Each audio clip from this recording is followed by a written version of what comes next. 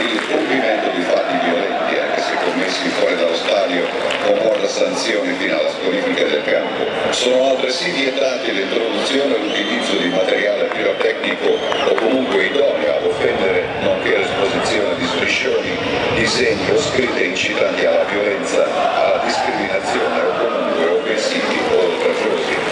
Si fa inoltre appello alla tifoseria affinché si estenga dall'effettuare cori e grida o qualsiasi altra forma di discriminazione razziale, territoriale, religiosa e similari, e si invitano pertanto i presenti a dissentire in maniera palese da eventuali simili manifestazioni.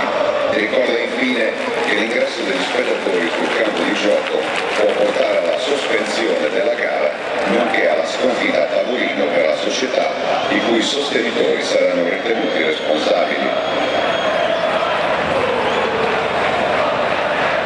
Il Bologna Football Club 1909 invita i propri sostenitori che intendono seguire la squadra nella prossima trasferta a premunirsi del biglietto per l'accesso allo stadio prima della partenza, così come previsto dalla vigente normativa. La società Bologna Football Club comunica che a partire dal 30 marzo 2007 sono entrate in vigore le nuove disposizioni per regolare l'accesso di striscioni ed altro materiale negli stadi.